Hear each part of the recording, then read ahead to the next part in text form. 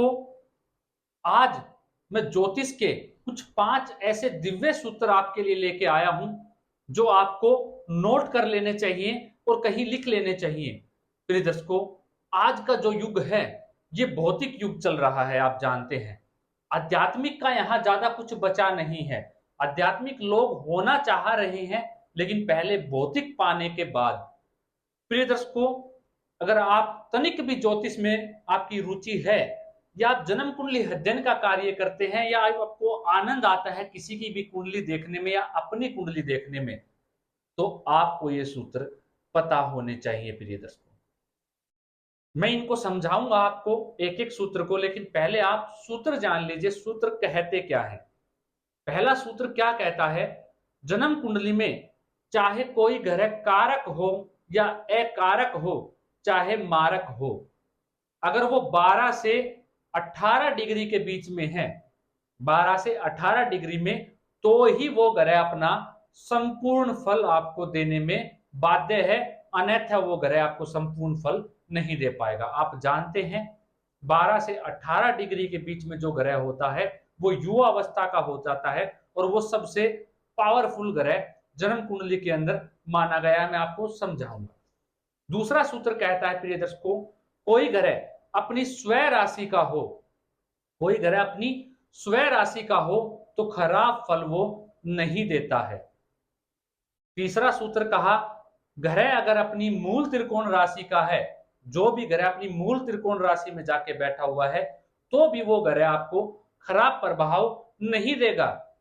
चौथा सूत्र कहा प्रिय दर्शकों, अगर आपकी कुंडली के अंदर कोई ग्रह उच्च का है तो भी वो आपका अनिष्ट नहीं करेगा, आपको दुष्प्रभाव उस ग्रह का देखने को नहीं मिलेगा।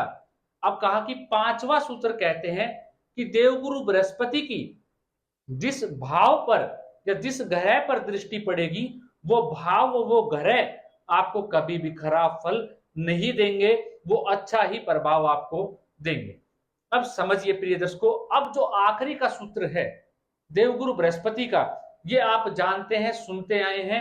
देवगुरु बृहस्पति की जिस भी जगह दृष्टि पड़ जाती है, जिस भी भाव पर पड़ जाती है, वो ग्रह ना तो कभी आपको खराब फल देता है, ना खराब फल देने के लिए बाध्य रहता है। आप चाहिए नोट कर लीजिए, देख लीजिएगा प्रिय दर्शकों।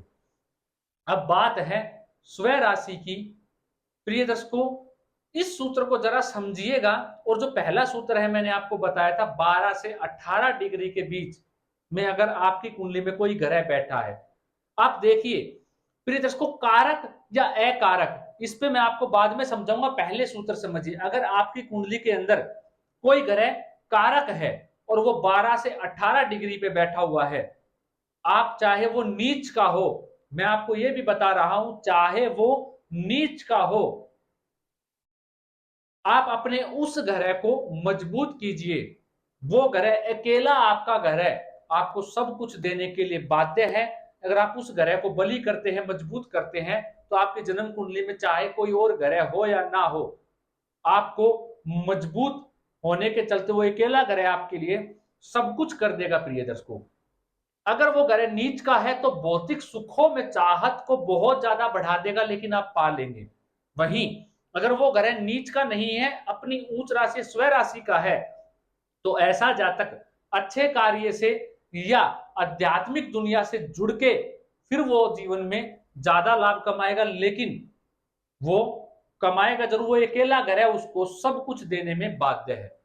दूसरा सूत्र कहा प्रिय दर्शकों, स्वयं राशि का हो, मूल त्रिकोण राशि का हो, समझ लीजिए आप इसको। कोई भी लगन उठा लीजिए आपकी जन्म कुंडली के अंदर, मान लीजिए सिंह लगन की कुंडली है। अब सिंह लगन की कुंडली के अंदर शनि ग्रह अकारक होते हैं, परबल अकारक ग्रह शनि ग्रह होते हैं। सिंह लगन की कुंडली के अंदर अगर वो अपनी स्वयं राशि या मूल त्रिकोण राशि में शनि ग्रह जाके बैठ जाए, तो क्या वो खराब प्रभाव देंगे?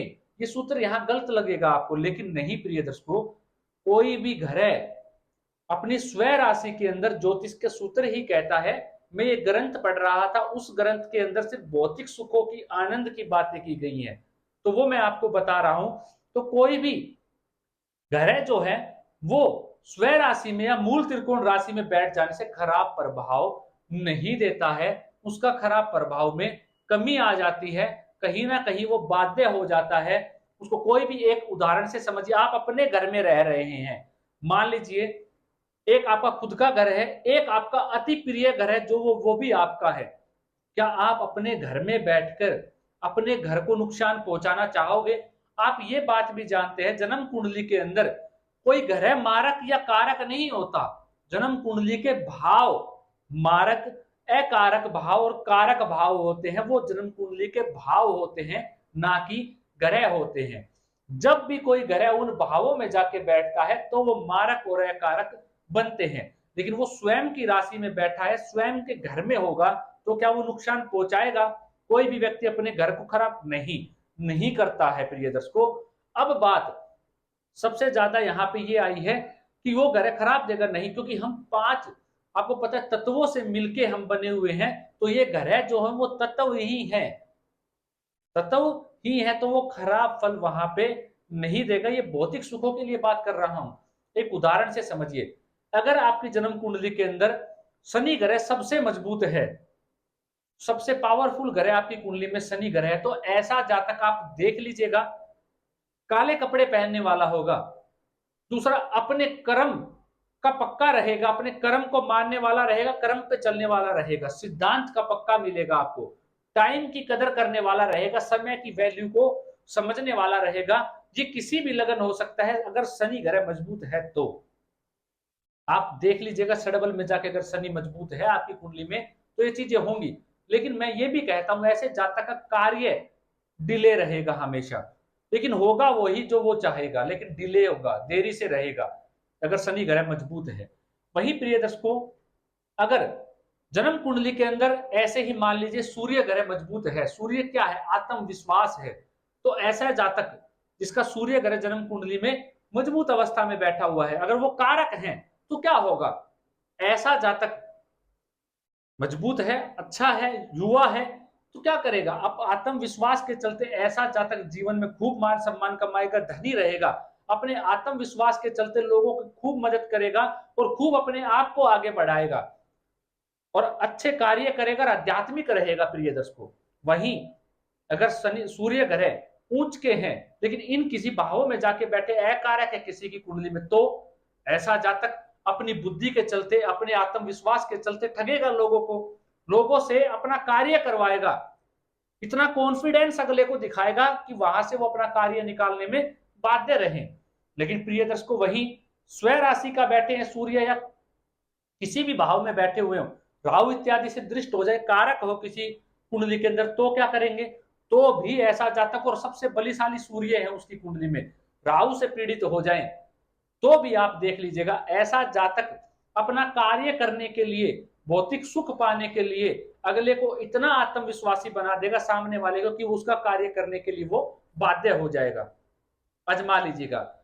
प्रिय दर्शकों, मैंने एक एक सूत्र आपको समझाया। अब जो आखिरी सूत्र है गुरु का, जो मैं आपको समझाने जा रहा हूं, सबसे जो खराब ग्रह कुंडली के बताए गए, जो पाप ग्रह बताए, ग्रह कोई खराब नहीं होता, भाव खराब होते हैं, और जो पाप ग्रह है उनकी चर्चा कर रहा हूं, राहु या शनि, जो बताए गए कि ये सबसे ज्यादा पाप ग्रह हैं।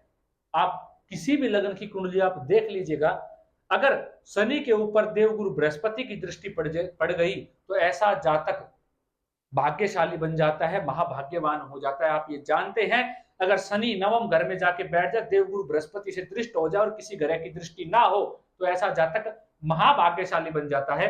ये बहुत से कार्यक्रम मैंने आपको करके बताए हैं। तो आप अपनी कुंडली खोलिए और इन सूत्रों को देखिए कि अगर देवगुरु बृहस्पति की जिन जिन भावों पर दृष्टि है, जातक के पास उन भावों से संबंधित कभी भी कष्ट उनको जीवन में देखने को नहीं मिलेगा। आशा करता हूं आपने ये सूत्र कहीं ना कहीं नोट करके रख लिए होंगे और अपने दिमाग में बैठा लिए होंगे, ताकि आपको ये याद रहे ज्योतिष के अमोघ सूत्रों में से ये सूत्र है। प्लीज आज के लिए इतना ही, इजाजत दीजिए, मुझे मिलता हूं कोई नया और अद्भुत कार्यक्रम लेकर। नमस्कार।